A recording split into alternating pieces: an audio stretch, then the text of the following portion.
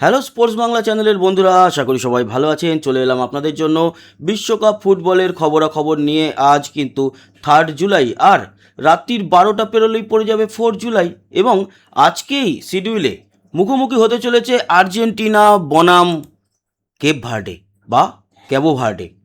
অনেকেই বলবে সহজ প্রতিপক্ষ, কিন্তু না, একেবারেই সহজ প্রতিপক্ষ নয় এই বিশ্বকাপে। বিশেষ করে কেপ ভার্ডের যে গোলকিপার ভোজিনহা, সে কিন্তু অনবদ্য অসাধারণ। এই বিশ্বকাপের এখনও পর্যন্ত যতগুলো গোলকিপার আমাদের মন কেড়েছে, চোখ টেনেছে, তাদের মধ্যে অন্যতম হচ্ছে ভোজিনো। আর উল্টো দিকে অবশ্যই লিওনেল মেসি এই মুহূর্তে 6খানা গোল করে বিশ্বকাপের গোল্ডেন বুটের দৌড়ে এগিয়ে রয়েছে। তাই লড়াইটা, এটা ভাবলে চলবে না যে আর্জেন্টিনা হাসতে হাসতে কেপ ভার্ডেকে উড়িয়ে দেবে। খুব জমজমাট হতে চলেছে এই লড়াইটা। আজকে শিডিউলে যে 3টে ম্যাচ আছে, সেই 3টে ম্যাচ নিয়ে আলোচনা করব। তবে গতকালকেও 3টে খেলা কিন্তু হয়ে গেছে। প্রথমেই যে খেলার বিষয়ে আমরা নজর রাখবো সেটা হচ্ছে গিয়ে স্পেন কালকে কিন্তু হারিয়ে দিয়েছে অস্ট্রিয়াকে, এবং স্পেন খুবই ভালো খেলেছে, 3-0 গোলে হারিয়েছে। আর দেখতেই পাচ্ছেন 36 মিনিট ও 89 মিনিটে জোড়া গোল করেছে হচ্ছে গিয়ে মাইকেল ওয়ানজাওয়াল। এই গোলের সুবাদে এবং পেদ্রোর আর একটা গোল, এই 3টে গোলের সুবাদে 3-0-তে একেবারে উড়িয়ে দিয়েছে অস্ট্রিয়াকে। এছাড়া আরও একটি গুরুত্বপূর্ণ ম্যাচ ছিল, সেটায় কিন্তু রোনাল্ডো গোল করেছে এবং একটা সময় ক্রোয়েশিয়া সেখানে এগিয়েছিল।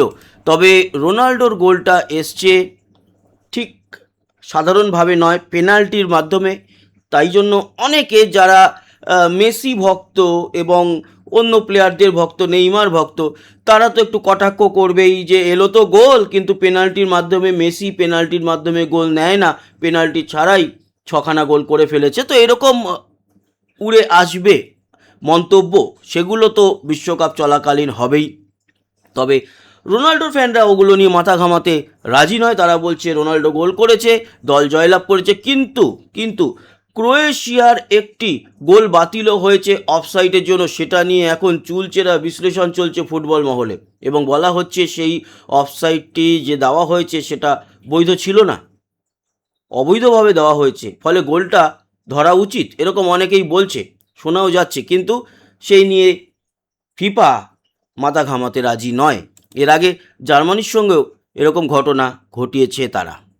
যাই হোক, এই যে ম্যাচগুলো হয়ে গেল এবং যেই ম্যাচ 3টে রয়েছে, এবার কিন্তু শেষের দিক। এবার সুপার 16-এর ম্যাচ আরম্ভ হবে, তখন আবার দিনে 2টো করে খেলা। এখন 3টে করে চলছিল, এই 16টা ম্যাচ শেষ হবে, এরপরে 8টা, তারপরে 4টে, তারপরে 2টো, তারপরে একটা মানে থার্ড পজিশনের ম্যাচ এবং ফাইনাল, সব মিলিয়ে কিন্তু জমজমাট একেবারে এই মাসের 20-21 তারিখ পর্যন্ত। কারণ ফাইনাল হয়ে যাওয়ার পরেও 1-2 দিন এই রেস তো থাকবেই, বিশ্বকাপের রেস। চলে আসি গতকাল শিডিউলের যে প্রথম ম্যাচটি হয়েছিল, সেটি ছিল স্পেন বনাম অস্ট্রিয়া। শুরুতেই বললাম 3-0 গোলে এখানে স্পেন জয়লাভ করেছে।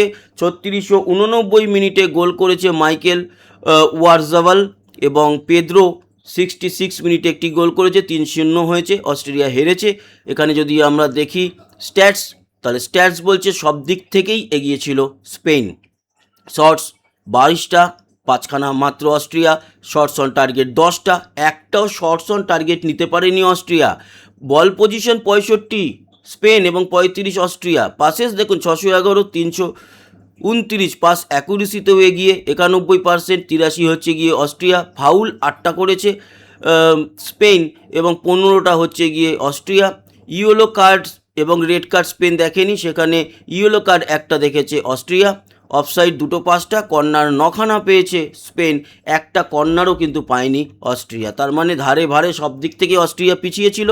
আসি এবার পরের ম্যাচটা, ক্রোয়েশিয়া বনাম পর্তুগাল। সেখানে পর্তুগাল 2-1 জয়লাভ করেছে, কিন্তু ক্রোয়েশিয়া এগিয়ে ছিল। ক্রোয়েশিয়া প্রথমে গোল করে হাফ টাইমের পর 53 মিনিটে ইভান পেরিসিক, সে গোল করে ক্রোয়েশিয়াকে এগিয়ে দিলেও 68 মিনিটে পেনাল্টির মাধ্যমে ক্রিশ্চিয়ানো রোনাল্ডো একটি গোল করে, এবং সেই গোলের সুবাদে 1-1 হয়। বাকি একেবারে ম্যাচ শেষের দিকে যখন অ্যাডেড টাইম চলছিল, অ্যাডেড টাইমে 4 মিনিট নাগাদ র্যামোস গোল করে এবং 2-1 এগিয়ে যায়। তার আগে ক্রোয়েশিয়ার গোলও বাতিল হয়েছিল, সেটা নিয়ে এখন চাপানোতর চলছে। কিন্তু অফিসিয়ালি যেহেতু ক্রোয়েশিয়া হেরে গেছে, পর্তুগাল জিতে গেছে, তাই পর্তুগাল সুপার 16 বা প্রি কোয়ার্টার ফাইনাল খেলবে। তাদের সামনে স্পেন, কঠিন দল। স্পেন বনাম পর্তুগাল হতে চলেছে, সেরকমই শিডিউল দেখলাম। ভুল বললে একটু কারেক্ট করে দেবেন, আমি এটাই দেখলাম। আচ্ছা, এখানে কিন্তু পর্তুগাল 15খানা শটস নিয়েছে, 13টা ক্রোয়েশিয়া। শটস অন টার্গেট 3টে, ক্রোয়েশিয়ার বেশি 7টা। বল পজিশন অবশ্য পর্তুগালের বেশি ছিল 62%, আর 30 ছিল ক্রোয়েশিয়া। পাসেসও মোটামুটি বেশি খেলেছে পর্তুগাল, 542, 384। Pass accuracy 92, 85। ফাউল 6টা 11টা। ইয়েলো কার্ড 1টা, 2টো yellow card Croatia. Red card কারণ নেই। অফসাইড 1টা এবং অফসাইড 4টে হচ্ছে গিয়ে ক্রোয়েশিয়া। কর্নার 9টা পর্তুগাল, 5খানা ক্রোয়েশিয়া। মোটামুটি ওই 60-40 ম্যাচ হয়েছে, যেটা দেখা যাচ্ছে বল পজিশনেই বোঝা যাচ্ছে। 60-38 এটাই মোটামুটি ম্যাচের রেশিও, এবং সেই রেশিওতে 2-1 গোলে জিতেছে পর্তুগাল। যদিও ওই যে আবারও বলছি, অফসাইডে গোল বাতিলটা নিয়ে এখনও কিন্তু একটু মানে চাপানুতর চলছে, কিছু হবে না সেটা নিয়ে।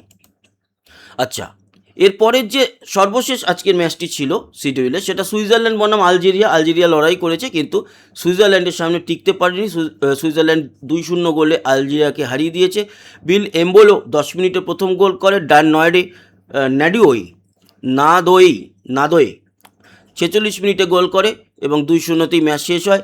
এখানে যদি আমরা স্ট্যাটস দেখি, শর্টস থেকে শুরু করে বল পজিশন দেখুন 45 সুইজারল্যান্ড, আলজেরিয়া কিন্তু 55% এগিয়ে ছিল। শর্টস অন টার্গেট আর শর্টসে হয়তো একটু পিছিয়ে, কিন্তু বল পজিশনে 55 আলজেরিয়া। পাসেসও কিন্তু অনেক বেশি খেলেছে আলজেরিয়া, 513, 398 সুইজারল্যান্ড। পাস অ্যাকুরেসিও বেশি ছিল, ভালো ছিল অপেক্ষাকৃত সুইজারল্যান্ড থেকে। সুইজারল্যান্ডের 85, এদের ছিল 88। ফাউল 10টা 12টা। ইয়েলো কার্ড 0 আর 2টো আলজেরিয়া। রেড কার্ড কেউ দেখেনি। অফসাইড 0, 2টো অফসাইড করেছে আলজেরিয়া। কর্নার 4টে, 2টো। এই হচ্ছে গিয়ে স্ট্যাটস। এবার আসি আজকের শিডিউলে যে 3টে ম্যাচ রয়েছে। প্রথম ম্যাচ আজকে অস্ট্রেলিয়া বনাম ইজিপ্ট। এই ম্যাচটাতে অস্ট্রেলিয়া জিতবে এরকমটাই আমরা মনে করছি। তো এই ম্যাচটা আজকের ভারতীয় সময় রাত্রি 11:30 থেকে হবে। রাউন্ড অফ 32 প্রায় শেষের দিকের ম্যাচ। আচ্ছা, উইন প্রবাবিলিটি কিন্তু বলছে অস্ট্রেলিয়া 27%, এক্সট্রা টাইমে যাবে 33%, আর ইজিপ্টের 40%। এখানে কিন্তু ইজিপ্টকে এগিয়ে রাখা হয়েছে। Very good. ডালাস স্টেডিয়াম আর্লিংটনে এই খেলাটা ভারতীয় সময় রাত্রি 11:30। এরপরেই হচ্ছে গিয়ে আর্জেন্টিনা বনাম ক্যাবো ভার্ডে। এইটি ভারতীয় সময় ভোর 3:30 থেকে হবে। এখানে 85% বলছে এই আর্জেন্টিনা জিতবে।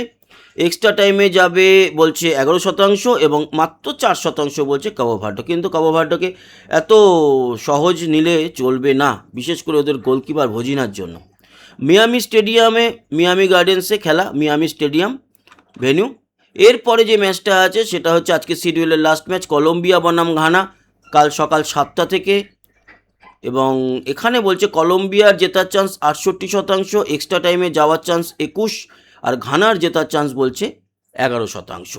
তো কলম্বিয়াই এগিয়ে থাকবে। কলম্বিয়া ধারে ভারে ঘানার থেকে অনেক বেটার দল। তবে কোন দিন যে কে খারাপ খেলে বলা মুশকিল, যেরকম জার্মানির অবস্থা তো দেখলেনি। এই ছিল আজকের বিশ্বকাপ নিয়ে সম্পূর্ণ আলোচনা। আবার কালকে দেখা হবে বিশ্বকাপ আলোচনা নিয়ে।